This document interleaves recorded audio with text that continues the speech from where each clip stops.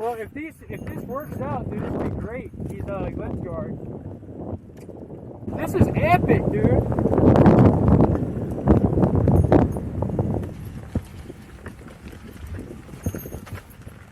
What's up, dudes? Chooch back with another video, and today me and Rob are out here riding. I'm on the MSX 100 volt. This is the high torque model, and I got this whole thing all padded out and everything. You know, this is my off-road wheel. This is why it looks like it is an insane asylum of a unicycle.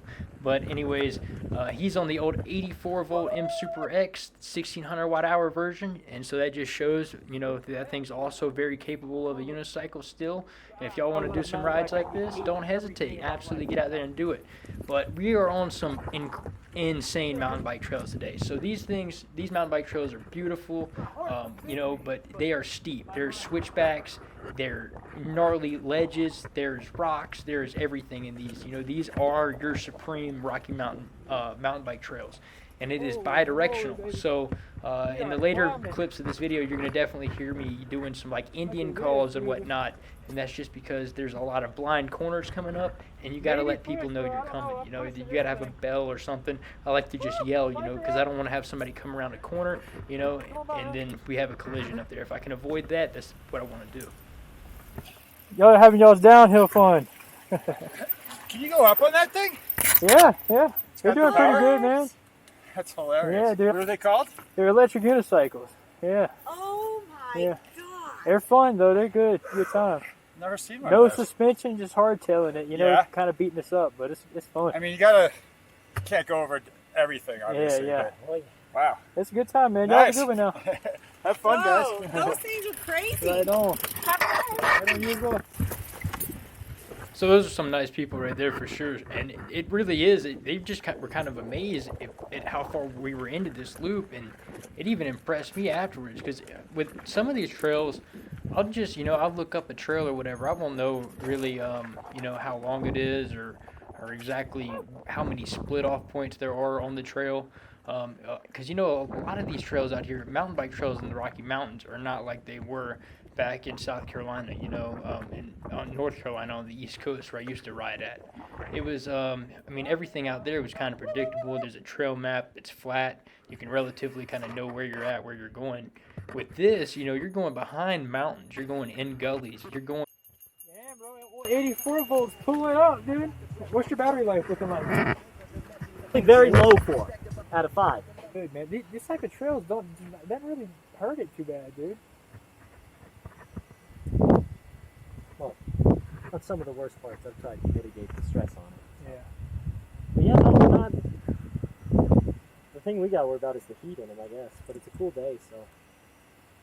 Yeah, true. This is getting near overheat hill territory, dude. Some of those spots, dog. Some of those switchbacks. Like if you're doing real slow. Oh yeah. Probably. Ooh. Fun trails though, man.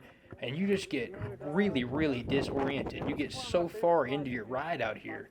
I mean, you can't see a road, you can't see a house, you can't see anything. You know, there's no cell phone service or anything like that. And one thing I actually started doing, which I thought about the other day, is I was like, man, I gotta get an old map and a compass out or something like that. And I was like, you know, what actually would be better, I had an old Garmin GPS. Just an old, you know, like the GPSs that you used before, like Google Maps and stuff like that. Remember, they were used to be like $400, and it was the big ticket Christmas item back in like, I guess like 2008, 2009, you know. But I found one of those in a drawer and plugged it in. It was one that took like old USB, like the old GoPros, you know, like one of the mini USBs. Charged that thing up, found one of those cables, charged it up, and I was like, I'll just throw this in a backpack and see if this will work on my rides, you know, because I mean, it's a GPS, it doesn't use cell phone service at all, you know, so the problem with your phone is your phone works off using the cell phone signal, and it can't really even work with just GPS signal alone. I guess maybe they may make like specific apps or something like that where you could just use like a GPS alone. But I thought about that Garmin, I just threw that in a backpack, and that thing is great. Granted, it takes forever and it's slow to load, but if you're in a situation where you don't know if you're on the right trail or you're really, really far away and you have no cell phone service at all, then that Garmin will give you peace of mind, you know. It's even better than a map would be if you keep it charged up, you know. And I got a solar charger. I have that link below down there. That solar charger is also a great peace of mind to have on your rides, guys. In case, in case your wheel went tumbling down the hill and like you just had effects of the worst day there could be, you know, your wheel died, your phone died. There's really no way to get out. You got to think of all this stuff. Probably not a lot of people out there where you're riding at in the city or whatever, but where I'm at, you know, you really got to consider many things that could go wrong. And near me, there's no road or anything. I got a gully next to me and mountains and stuff like that. So there's probably no civilization for at least 15 miles in any direction of me right now. So I think this video really in itself just, you know, it proves that solid point of what these unicycles are actually capable of, you know. And it really is. It's just, even to me still, it's just so incredible, the small form factor, the small package these things are. You know, you don't have to have any special tool rack. You don't have to have any special bike rack for your car. You don't have to have any special anything extra. You know, you can literally take this thing, as small a package as it is, and show up out here. And the funny thing is, guys, I show up at some of these mountain bike spots. I'll go in my truck or whatever, and you got all these mountain bike guys out there, and they're all prepared, and they got their mountain bikes on the back of their car, on the top of their car, and I'm over there, and the funny thing is I don't get the unicycle out until I'm about to take off, you know, just so I didn't draw any extra attention or anything like that. I mean, I really just try to stay as, you know, low-key as I can about it. And so what I'll do is I'll be getting everything on. I'll have the knee pads on, I'll get the helmet on, the gloves on, and then it gets to the point where, you know, they see me like in full gear, and then people are just like looking around and like, what is this guy about to do? Is he about to go like run down the side of the mountain full speed, or like what is this guy's game plan exactly? And then I've even had people come over before. They see me put the full face helmet on, the goggles, you know, before I lock the truck up to take off on the trail, and they're just like, what are you doing? Like, what is your plan, dude? But then they don't know that I got the unicycle sitting right behind the seat in there. You know, I can fit 4 or 5 unicycles just in the cab of the truck, you know, and that's the cool thing about it. And there's just so easy to work with, and just such a small form factor for what you get, you know, the amount of fun you have. I think, I mean, I've just, everything about this hobby, you know, it is just speaks to me. I don't know, it was everything I ever wanted in motorsports, and something to do, and just anything, and just in way of life, you know. It was just basically everything that I wanted, you know. Low maintenance, small form factor, easy to work with, no BS, just something to ride and have fun with, you know. And the cool thing about these guys is the amount of miles you put on them. You don't see too many people out there that have had an M Super or Gotway electric unicycle, or even like a King Song. You get up into a good 16-inch quality electric unicycle out there, and there's nobody.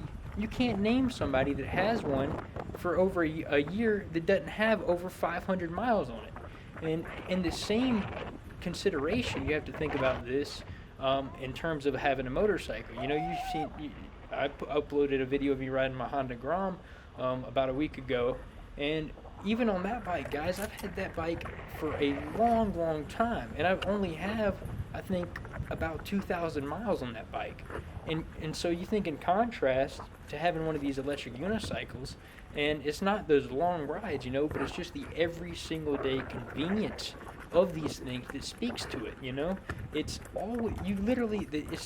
the simplicity of having it charged up, ready to go right beside the door. You basically get to a point where it's part of you, you know. You don't skip a beat. It's just part of your daily routine, you know. And it's completely worked into my lifestyle, you know. I can take it out to have fun with. I can take it to go do my errands with. I can take it to go. I can use it. There's a guy the other day. He ran out of gas in an alleyway. This fella, I don't know. He seemed like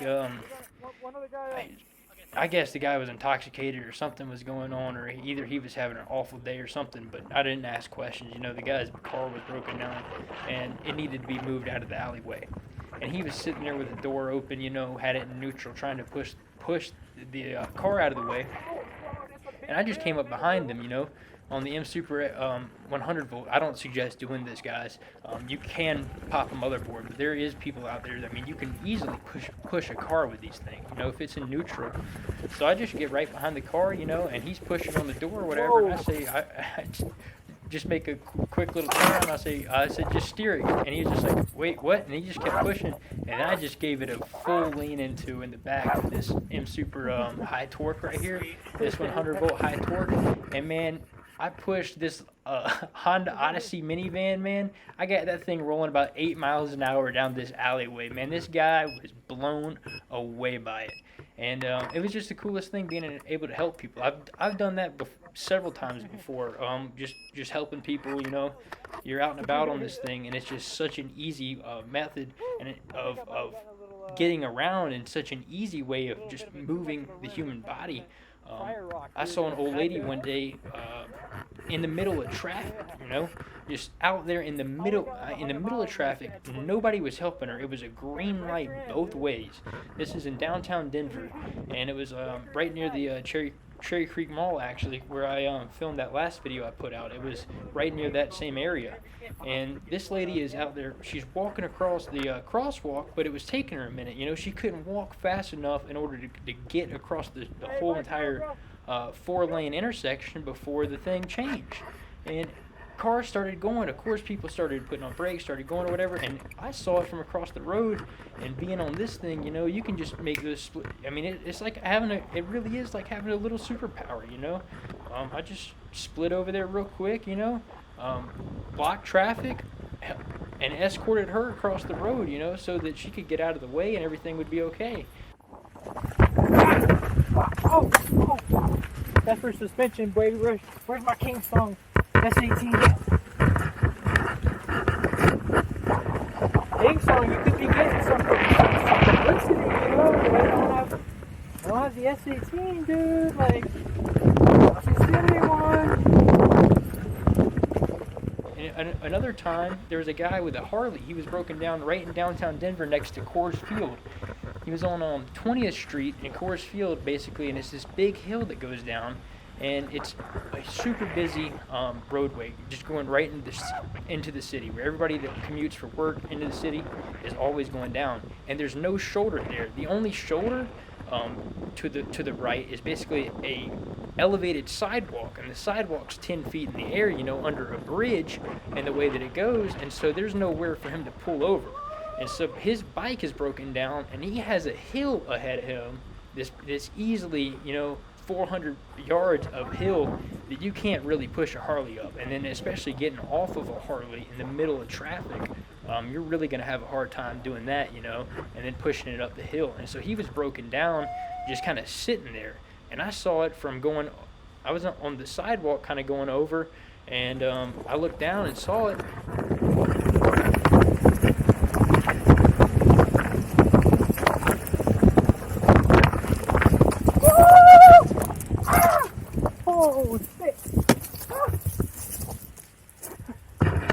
That's what you call cooking ass, dude.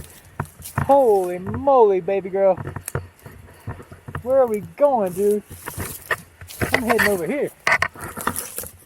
So I zipped down there to the roadway, and I just say, hey man, I said, you need a push or anything like that? And he didn't really understand, you know, he was just thinking, you know what, like, he looked at me like I was halfway insane and didn't know, you know, really what I was thinking in my head, you know.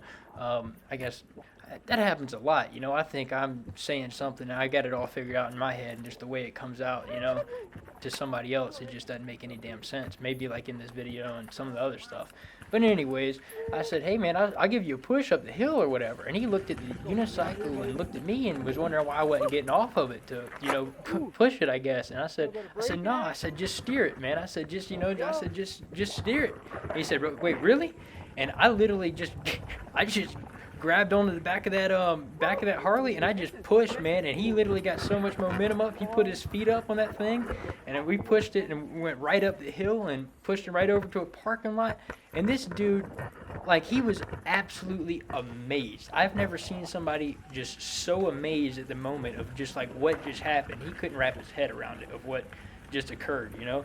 I pushed him right out of traffic, and he was just like, dude, he was like, thank you so much, man. He's just like, holy, like, he's like, how the hell did that thing just put, like, how did it just push? Shot a rock went by on the switchback. This is how you have fun, dude. These trails are awesome right here, man. It's so cool. These things are capable of this, dude. Super capable of it.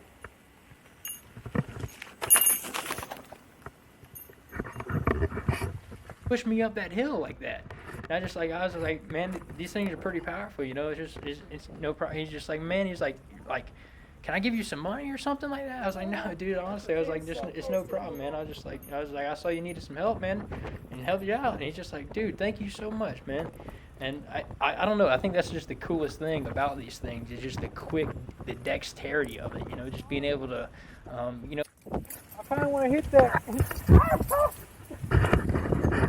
With an e-bike or something like that, I wouldn't really be able to help them, or e-bikes are just not, you know, quick in their turnaround time and speed and stuff like that to really go and do these little split-second decision type things you can help people with. You know, there's been a lot of situations where just the nature of this thing just helps you do just things you wouldn't normally be able to do. You know, you can really think outside the box with these things in the terms of what you can use it for.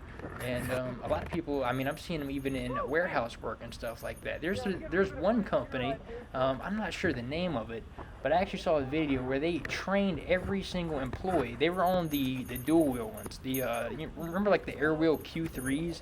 And it was like it's basically the same exact unicycle, but there's two wheels, and it's just a little bit easier to ride for like a new rider. And I really don't suggest them at all. You know, once you get these things figured out, you want the dexterity of the one wheel in the middle. But those two-wheeled, like air wheel Q3s or whatever, I saw them all ripping around on them in like a factory setting. Like all of them had boxes. They were all scooting around, you know, and all of them looked happy as they could be at work, riding around, just scooting around through the warehouse and whatnot. And I think that was just the coolest thing in the world, you know, to see it actually being used in like a factory setting. So one day with high hopes, man, and another thing you can really use this thing for is, you know, just working around the house. You know, there's a lot of different things you can just use this thing as your advantage to, you know, use this with a wheelbarrow. Use this with a vacuum cleaner. I got my Airwheel X3, and I even vacuum my house using the Airwheel X3. You know that, and it takes a little bit of time to get to where it's not completely redundant and you're not wasting time by using the thing, you know, and you could probably even vacuum faster if you weren't on it, but it's fun to do it sometimes, you know, taking out the trash, simple things like that. For my house, we retiled my floor, and that tile is heavy, man. Getting tile from Home Depot and getting enough of it to actually do like a living room floor or something like that, you know, that really stacks up in weight. And I had to go substantial way from the parking lot, you know, from where my apartment is back to the apartment, and carrying all that tile and whatnot, and just. I'm sending, dude. You got it. 84 volt power. No torque. You can do it, man. That might be a blown motherboard, but okay. Let's see, dude. I got a little bit of battery left in the camera. Let's try to do it. You know, being able to use the unicycle to make it quicker, you know, make it easier. Instead of walking with all that tile, you know, stack a few up and just rip the unicycle over there real quick. And you got to really think of all the possibilities you can do with these things. I honestly could not imagine life without having one of these things anymore. I don't really know how I lived up until this point without really having this thing. And it definitely, it's not made me lazy in a way. It's definitely not made me, you know, dependable on this thing in a way of getting around or anything like that. But it's made me more adventurous. It's made me have a more open mind to the landscape of where I live at.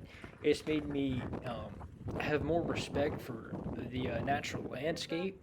It's made me enjoy exploring more, you know, because they even say, one thing my friend always says, he goes, you know, we're born too late to explore the earth, and we're born too early to explore the stars.